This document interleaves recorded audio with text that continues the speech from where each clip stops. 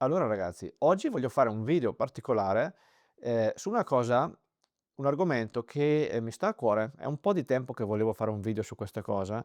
Noi in italiano, tutti i giorni, sia noi nativi, ma anche voi magari che lo state imparando, utilizziamo tante parole che vanno bene, per carità, vanno benissimo, non hanno bisogno di essere sostituite necessariamente, ma effettivamente hanno molte di queste parole dei, chiamiamoli, sostituti, che ti permettono di suonare un po' più, come dire, un po' più raffinato, un po' più colto, come se fossi un po' più fine nel parlare. Io ad esempio spesso uso questi sostitutivi, non tutti, ma alcuni di questi li uso molto spesso. Ehm, Poi magari meno quando parlo, di più quando scrivo, ma anche lì dipende dal contesto, no, perché si parla sempre di formale e informale, ma questa è una enorme semplificazione. Sapete che in realtà non esiste solo formale o informale, esistono tanti contesti linguistici che non è solo parlato o scritto, ma è anche, ad esempio, non so, nel parlato, okay, ma parlato dove, parlato con chi, cambia il luogo, no, cambia l'interlocutore, cambia il momento, cambiano tantissime cose del contesto e quindi cambia anche il registro linguistico, okay? Non ci rivolgiamo sempre a tutti nello stesso modo, in tutte le occasioni. Non è solo questione di formale e informale. E iniziamo ragazzi, iniziamo subito con qualche esempio pratico, non voglio che sia un video pesante, teorico, vi faccio qualche esempio concreto così vi portate a casa oggi un po' di esempi reali e così potete iniziare a usare queste sostituzioni. Una che mi piace molto è il perché causale, il perché, no, il perché. Allora, ad esempio, mi sono fermato al mercato perché ero già in paese, no, ero già in paese, quindi mi sono fermato al mercato. Posso dire, il modo più comune per dirlo è proprio questo: mi sono fermato al mercato perché ero già in paese. Però posso dire in modo un po' più elegante: mi sono fermato al mercato poiché ero già in paese. Mi sono fermato al mercato poiché ero già lì e poiché ero già in paese. Oppure un'altra forma, ancora più, particolare: mi sono fermato al mercato giacché ero già in paese. Giacché, no, visto che la situazione era questa, vuol dire giacché, no, già che diventa giacché, parola unica. Fra l'altro attenzione poi anche alle sfumature perché, poiché e giacché in una frase come questa spesso è più elegante metterli all'inizio. Poiché ero già in paese, mi sono fermato al mercato. Giacché ero già in paese, mi sono fermato al mercato. Mentre non potete dire, perché non suona naturale, perché ero già al mercato, mi sono fermato in paese, no, il perché va messo sempre come connettore in mezzo. Mi sono fermato al mercato perché ero già in paese. Vedete, no, connette queste 2 frasi. Oppure un'altra un po' più formale, questa non la direi nel parlato però, mi sono fermato al mercato in quanto ero già in paese, no, in quanto. Questo è un po' più effettivamente formale, nel parlato direi di no, sembra un po' rigida questa qua come espressione. Il ma, la congiunzione avversativa come la chiamano i grammatici. Ad esempio studio l'italiano da anni, ma non lo parlo ancora bene, ma non lo parlo ancora bene. Questo è il modo più normale, più consueto di dirlo. Però potrei dire: "Parlo l'italiano da anni, però non lo parlo ancora bene". Anche se in realtà anche il però dai, anche il però si può dire che sia utilizzatissimo quasi come il ma, spesso sono intercambiabili. Anche questi non sono proprio sempre intercambiabili al 100%, però grosso modo diciamo di sì, Ma usiamo qualche espressione, no, qualche congiunzione avversativa un po' più sofisticata. Parlo l'italiano da anni, tuttavia non lo parlo ancora bene. Studio l'italiano da anni, tuttavia non lo parlo ancora bene. Tuttavia non lo parlo ancora bene. Studio l'italiano da anni, eppure non lo parlo ancora bene. Studio l'italiano da anni, eppure non lo parlo ancora bene. studio l'italiano da anni, ciò nonostante non lo parlo ancora bene, ciò nonostante, Sentite che bella questa espressione. Un altro esempio possono essere alcune congiunzioni consecutive, come vengono chiamate, ad esempio, quindi i dati sono insufficienti, quindi non è possibile trarre conclusioni definitive, no, immaginatevi in una ricerca, ad esempio in una ricerca scientifica, i dati sono insufficienti, quindi non è possibile trarre conclusioni, no, il quindi è molto, molto utilizzato nell'italiano. Proviamo a sostituirlo con qualcosa di più raffinato. I dati non sono sufficienti, pertanto non è possibile trarre conclusioni definitive. I dati non sono sufficienti, dunque non è possibile trarre conclusioni definitive, dunque. I dati non sono sufficienti, perciò non è possibile trarre conclusioni definitive, no, sentite? Quindi, pertanto, perciò, dunque.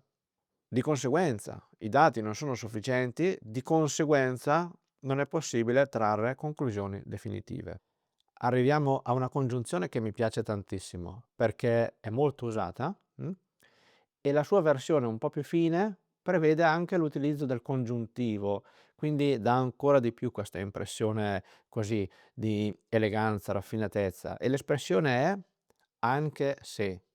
Facciamo un esempio: "Anche se studio l'italiano da poco, lo parlo il più possibile quando sono in giro". Proviamo a dirlo in modo un po' più elegante.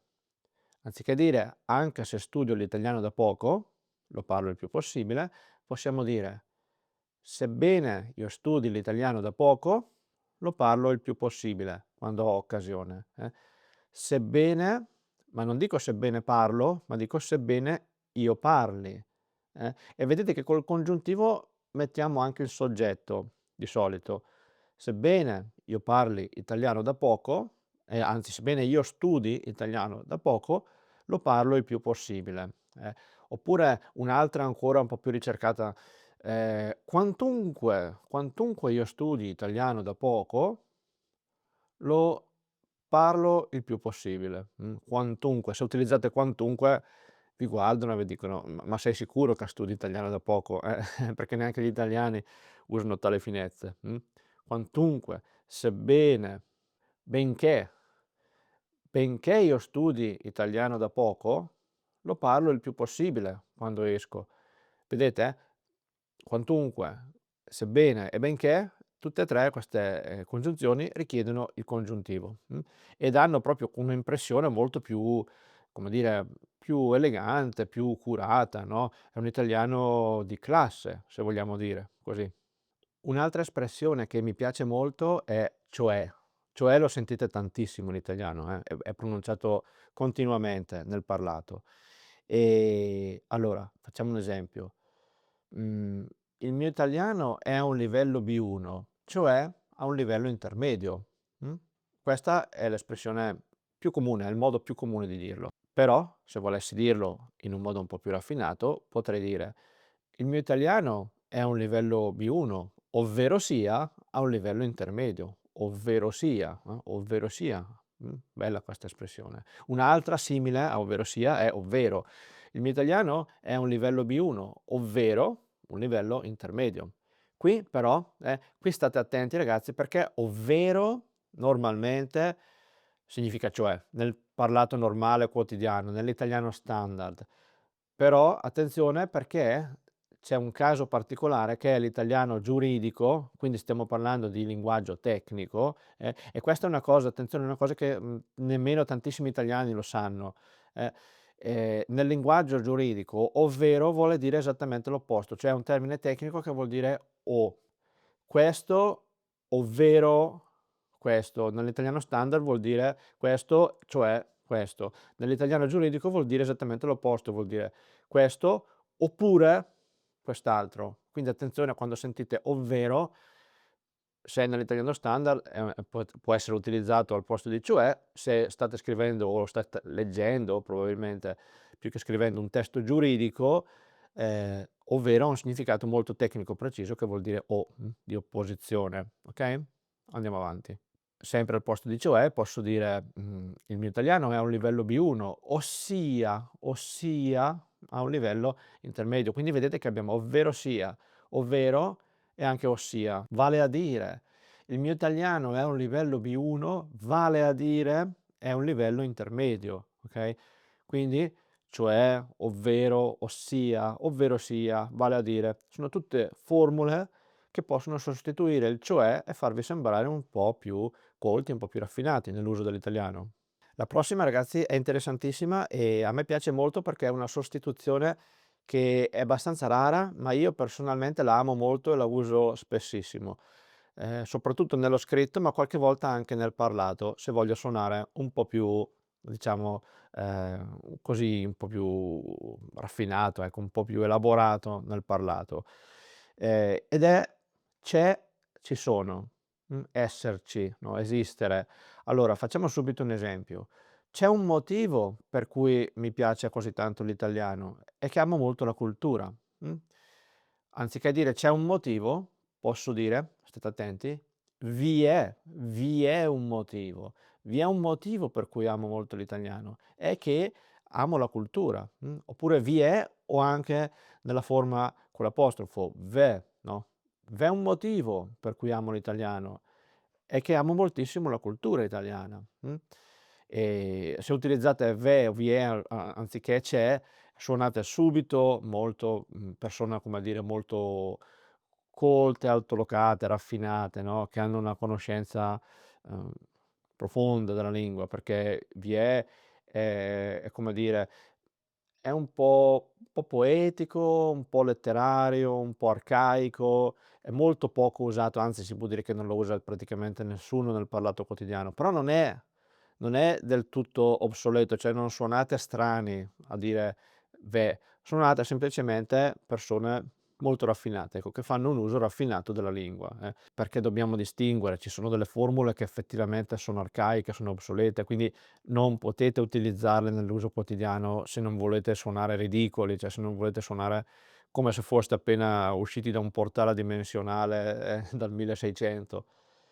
Ce ne sono altre invece che sebbene suonino un po' più, classiche, vedi questo sebbene che vi ho spiegato prima, vedete già come suona meglio col congiuntivo? Anche se suonano, non ho detto anche se suonano, ho detto sebbene suonino. Vedete che io essendo abituato a parlare un italiano un po' più, ehm, elaborato già di mio normalmente, anziché dire anche se suonano, ho detto sebbene suonino, mi è venuto più naturale dire sebbene, col congiuntivo. Quindi vi è anziché c'è. Un'altra è stesso, okay, lo stesso, la stessa cosa. Allora posso dire facciamo subito l'esempio, non perdiamoci in troppe teorie.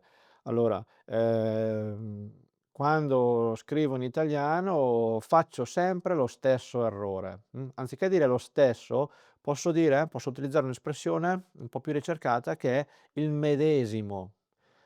Quando scrivo in italiano faccio spesso il medesimo errore, faccio sempre il medesimo errore, anziché lo stesso. Lo stesso, la stessa, il sostituto, un po' più fine che stiamo cercando, è il medesimo e la medesima, okay?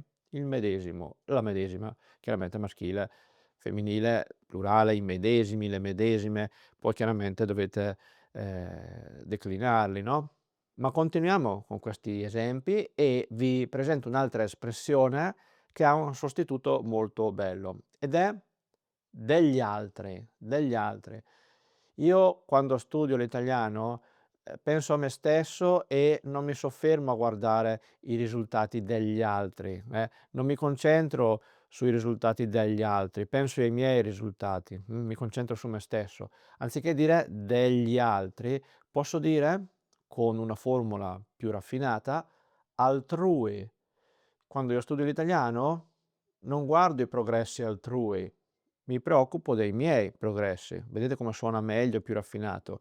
Fra i termini molto utilizzati quotidianamente che hanno dei sostituti più eleganti, ci sono poi anche, ad esempio, molti avverbi. Pensiamo ad esempio a, Quasi, quasi viene utilizzato tantissimo, eh. Facciamo un esempio: è quasi impossibile imparare l'italiano in un mese, è quasi impossibile. Anziché dire quasi, posso utilizzare la formula più ricercata pressoché. È pressoché impossibile imparare l'italiano in un mese. Pressoché impossibile vuol dire proprio quasi impossibile, vuol dire è come dire non è proprio impossibile, ma praticamente è impossibile, okay, quindi è quasi impossibile, è pressoché impossibile. Forse pressoché ha questa sfumatura ancora più di quasi, proprio è impossibile, ma con il pressoché ci mettiamo g quella virgola giusto di incertezza e dire: "Sì, è impossibile, dai, pressoché è impossibile", cioè lasciamo quello 0,001% di possibilità che sia possibile, però sostanzialmente è un sinonimo di quasi, okay? Un altro avverbio che utilizziamo tantissimo, lo utilizziamo 1 miliardo di volte al giorno, è molto, È molto difficile raggiungere il livello C2 quando studi una lingua, è molto difficile. Anziché dire molto, posso dire: "È assai, assai difficile, è assai difficile raggiungere il livello C2 in una lingua". Assai è molto più forse ecco, in realtà al sud, attenzione, al sud Italia mi sa che lo utilizzano più spesso. Qui al nord, non si utilizza assai, cioè, suona letterario, un po' arcaico. Nel sud Italia probabilmente l'ho sentito di più, si utilizza molto assai nel sud Italia, quindi questo è un esempio che forse non vale per tutta Italia, perché in realtà assai al sud lo si usa molto, lo si usa assai come direbbero al sud Italia, lo si usa assai, eh. Un'altra formula è ogni volta che mi siedo a studiare l'italiano, mi ricordo dei consigli di italiano immersivo, Anziché dire ogni volta che, utilizzo una formula un po' più ricercata, ogni qualvolta, tutto attaccato, ogni qualvolta, ma viene tutto attaccato e diventa una parola unica. Ogni qualvolta ogni qualvolta mi siedo a studiare l'italiano, mi ricordo dei consigli di italiano immersivo, Quindi anche di avverbi ce ne sono tantissimi, ho fatto qualche esempio, ma ce ne sono tanti. Verbi Verbi ce ne sono ancora di più. Dei verbi, ragazzi, vi posso fare giusto qualche esempio perché ce ne sarebbero migliaia, però dai, facciamo qualche esempio per farvi giusto capire il concetto. Ad esempio, il verbo pensare che è un verbo molto usato, molto frequentemente utilizzato in vedete? Usato, quando l'ho ripetuto non ho detto usato, ma ho detto utilizzato. Già questa è una sostituzione, Usare, utilizzare, Vedete che anche senza rendermene conto, nel parlare in modo spontaneo, applico queste sostituzioni, oppure, restiamo su questo che visto che l'ho fatto, facciamone anche un esempio. Quando imparo l'italiano, uso il dizionario. Quando leggo qualcosa in italiano, uso il dizionario per cercare le parole. Quando imparo qualcosa in italiano utilizzo l'italiano utilizzo il dizionario. Che poi anche qui in realtà io ad esempio non amo molto utilizzo perché lo trovo un po' cacofonico, cacofonico dal greco kakos, cioè che suona male, cacofonico. No, sentite uso, usare, usare, sentite utilizzare, utilizzare, sentite com'è più cacofonico. Quindi per chi ha la sensibilità per la lingua magari certi termini li evita, perché anche se sono un po' più ricercati magari sono anche più cacofonici. Poi qui è una cosa istintiva che viene col tempo, no, però ad esempio potrei utilizzare adoperare, quando leggo adopero, adoperare. Quando, leggo in italiano adopero il dizionario per cercare le parole che non conosco. Un altro è pensare, il verbo pensare è molto utilizzato. Ad esempio, penso che sia molto utile leggere tanto quando si impara una lingua, anziché dire penso, cerchiamo qualcosa di un po' più ricercato. Ritengo che sia molto utile quando studio una lingua leggere molto. Ehm, reputo che sia utile leggere quando imparo una lingua, no, penso che sia utile, ritengo che sia utile, reputo che sia utile. Credo che sia utile. Diciamo che pensare è il più usato. Credo, ehm, è un po' più forte di pensare. Sono sostanzialmente sinonimi, ma forse credo è un pelino più forte, cioè penso è un'opinione, credo è una credenza, cioè vuol dire è un'opinione molto radicata, no, quindi vedete non sono mai sinonimi perfetti. Ritengo è un po' più ricercato e forse aggiunge un po', come dire, un'impronta dei processi del mio pensiero, cioè ritengo e la stessa cosa vale anche per reputo, no, quando io dico ritengo, quando dico reputo, indico che ho pensato una cosa, ma c'è dietro un ragionamento, no, vedete che sono poi sfumature anche difficili da rendere a parole, però non sono mai sinonimi perfetti. Comunque, pensare è il più usato, credo è molto usato anche credo, sostanzialmente intercambiabile con pensare, mentre ritenere e reputare sono sicuramente più ricercati. Il il verbo dire lo utilizziamo 1.000.000.000 di volte al giorno, e quanti sinonimi, quante sostituzioni possiamo trovare per il verbo dire. Molti dicono che sia meglio studiare le lingue con il metodo naturale, anziché molti dicono, possiamo dire. Molti sostengono che sia importante imparare le lingue, che sia meglio imparare le lingue con il metodo naturale. Vedete che sono tutte formule più ricercate, quindi più rare, okay, più rare. Attenzione ai falsi amici, in italiano raro, se siete spagnoli, raro non vuol dire come in spagnolo, qualcosa di strano, di strampalato. In italiano raro vuol dire qualcosa appunto che è poco frequente, e che non è visto così spesso. Ehm, Però hanno anche spesso poi come mi sembra che forse abbiamo visto in qualche altro video, vado a memoria e mi sembra di aver fatto qualche altro video in cui vi spiegavo proprio questi termini. Cioè, forse nel video in cui parlavamo dei sinonimi, cioè vi facevo vedere che, sono sì sinonimi, ma c'è sempre una sfumatura leggermente diversa. Quindi dire ad esempio è più neutro, sostenere, è un po' più forte perché vuol dire una cosa, ma non banalmente dirla, ma vuol dire essere convinti di quello che stai dicendo e, voler presentare la tua idea, la tua tesi per convincere gli altri, no, che la sia la cosa vera. Io sostengo che sia così. Ehm, Però sono forme anche meno utilizzate e quindi quando le usate, date al vostro linguaggio sicuramente una forma più, elaborata e quindi date un'impressione diversa, ecco. Ma sono solo alcuni esempi perché potrei stare qui tutto il giorno a farvene migliaia di questi esempi. Il concetto è che in italiano abbiamo tantissime formule che sono usate 1.000.000.000 di volte al giorno e che hanno dei sostituti più o meno equivalenti che vi fanno suonare molto meglio. Non serve che li impariate tutti, ma già oggi ve ne siete portati a casa alcuni e provate a usarli. Questo sì, ve lo consiglio. Quando imparate queste cose non fate poi passare del tempo senza usarle. Provate fin da subito a parlare, a dire, a introdurle, a metterle nel vostro discorso. Lo usate una volta, 2 o 3 e vedrete che le memorizzate meglio perché poi da ascolto passivo diventa utilizzo attivo e allora il cervello poi le le memorizza e le fa proprie, Quindi, ah, provate a fare appunto nei commenti qualche frase usando qualcuno delle sostituzioni che vi ho insegnato oggi, così iniziate subito a cementarle. E quindi ragazzi io vi saluto e alla prossima. Ciao.